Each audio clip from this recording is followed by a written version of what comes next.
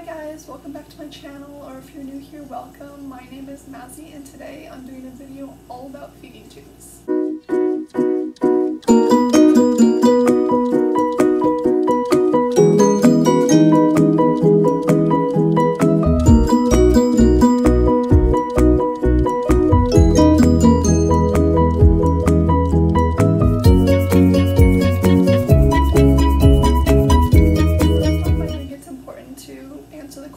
What is a feeding tube? A feeding tube is a medical device that feeds someone who can't adequately sustain themselves otherwise.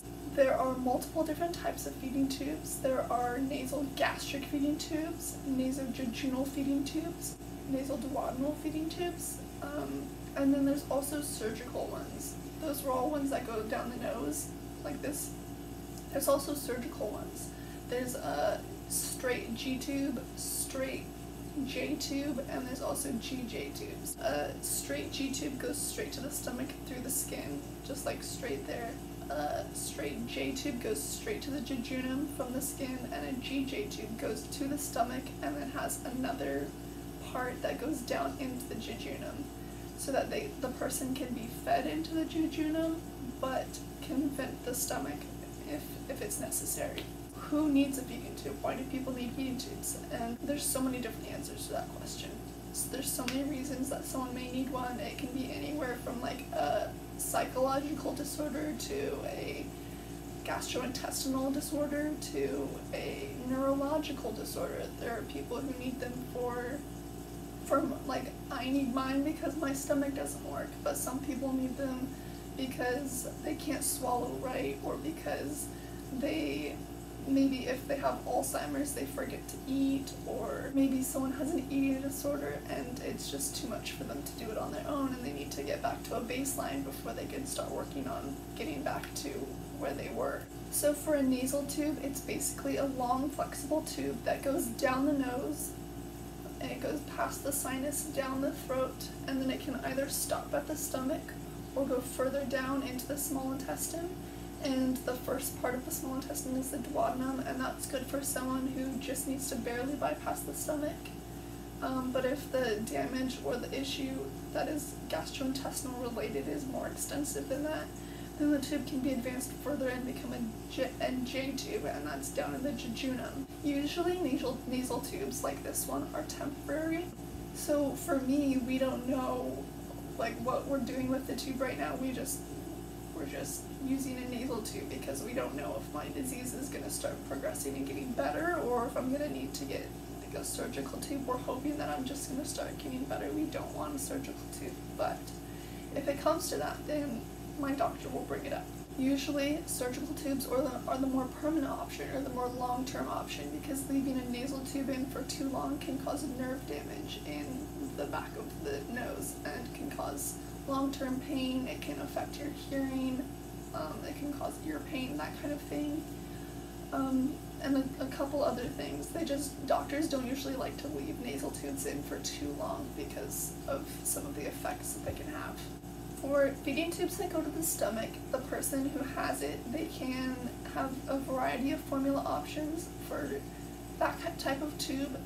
Some people are able to do bolus feeds, which is basically a larger volume of formula or fluid or whatever it is, like throughout the day around meal times, and it's basically just feeding them at meal times, which that would be more for someone who has maybe a swallowing issue where their stomach is not involved, but it helps give them the nutrition and there's no need to like continuously feed them because it's adequate to just give them the bolus of fluid 3 or 4 times a day. There's also continuous feeding, which is at a continuous rate over a longer period of time. It can be over 6 hours, it can be over 18 hours, it can be over 24 hours, and that basically gives the person nutrition throughout the day at a set rate. It doesn't go up, it doesn't come down unless you program it to, and it's just continuous feeding. This is a better option for some people because they can't tolerate the start and stop of the formula. Continuous just works better for them. A lot of people ask, is it painful? The nasal tube that goes down the throat, it can be painful to insert because it can, there's a lot of areas that it can get stuck on the way down, and it's difficult to get the tube around those areas. And then like the first time I got a feeding tube, it felt like a stiff spaghetti noodle stuck in my throat the whole time. But I got used to it after a couple of days, and it doesn't feel like that at all anymore. It can also cause a lot of throat irritation sometimes. Every once in a while I'll still need to use like throat numbing spray maybe, but I've gotten used to it again, so it's not as big of an issue anymore. It's just maybe like once or twice a month that I'll need to use some spray to help the sore throat go away, but it really is just like a sore throat. Now, when the feeding tube is inserted into the abdomen, the actual surgery to get it there is very painful. However, once the person's healed from the surgery, the person should not be able to feel the tube at all. I get a lot of questions also about whether or not it's uncomfortable to swallow with a feeding tube with like saliva or something, or just a sip of water or something. It's not uncomfortable, you can't feel it, it's just there, like your body gets used to it, your body's an amazing thing, it just accepts it as a tool in the toolbox basically, and just works around it pretty much. Another really good question is, can you still eat regular food with a feeding tube? That also is really dependent on the person's illness. The tube does not interfere with swallowing, like I said, so most of the time doctors encourage you to eat with the feeding tube because your stomach is a muscle, so even though you have the tube, if you don't use your stomach muscle, you lose the muscle that you have. So it's important to use your digestive system how it's supposed to be used so that the muscles don't weaken over time. Another question is, what do you eat with a feeding tube? Like, what goes in the feeding tube? And so there can be a blended or pureed diet that goes into more of a G tube or an NG tube, because that food is not digested yet, so it does still need to go through the stomach. There's also normal formulas, there's just standard formulas, sort of like a Kate Farms or a Boost or Ensure, those types of drinks. Those can go down feeding tubes, and those can go to the stomach or the jejunum. And then there's also elemental formula, which is broken down, and it's like amino acid based, so that your body doesn't have to work to break it down, and those formulas are good for people who have pretty severe gastrointestinal disorders or allergies, because it's broken down to a part that has already been partially digested, so your body doesn't have to go through the process of breaking it down and doing that extra work.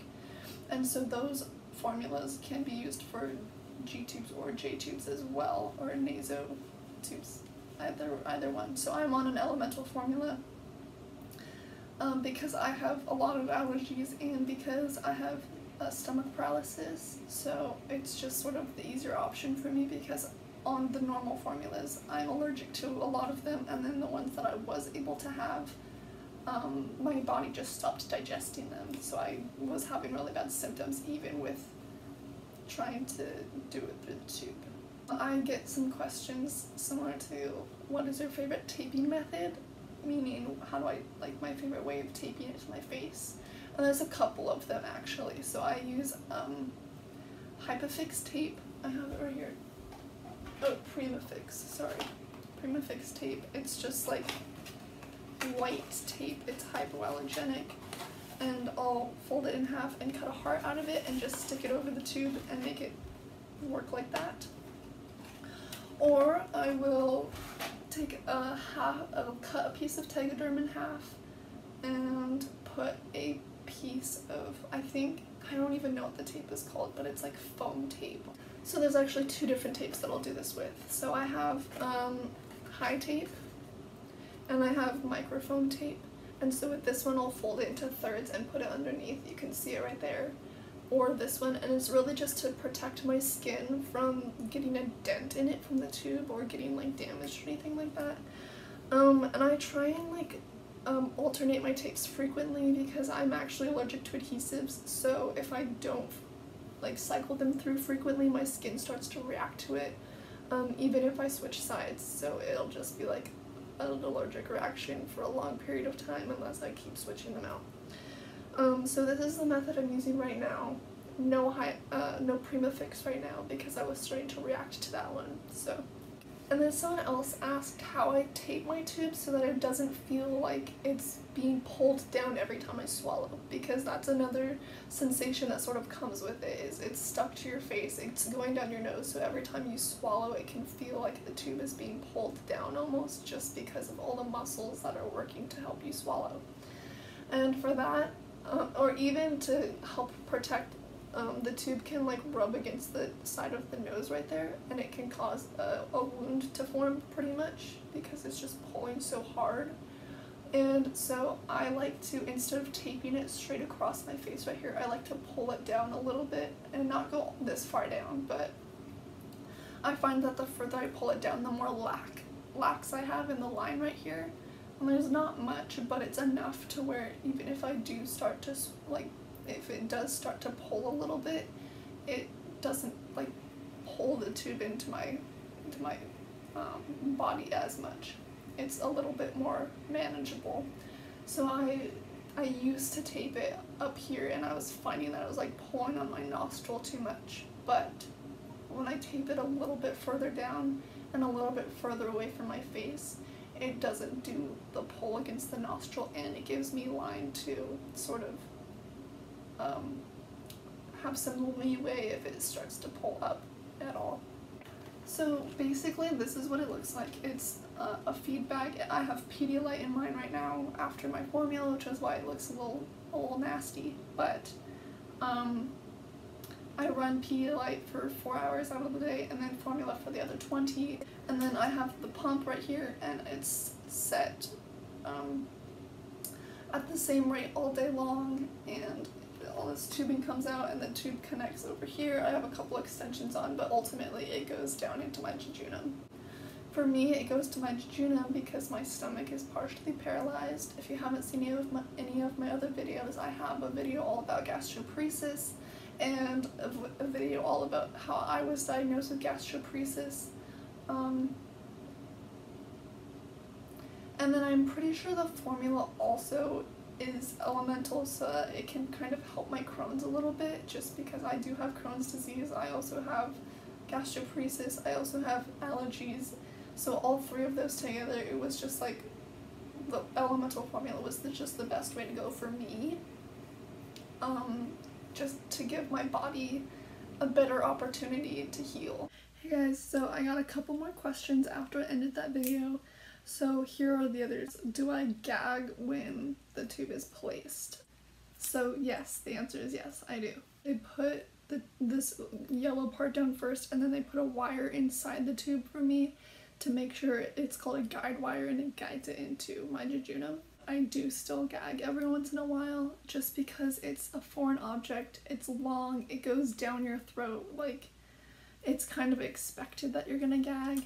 Do I use Tubi clips? And the answer is yes. I only have 3 right now, because that's all I ordered so far. But since it's almost October, and I'm like obsessed with spooky season, I have one with pumpkins on it. This is definitely the one I've used the most. It's my favorite one.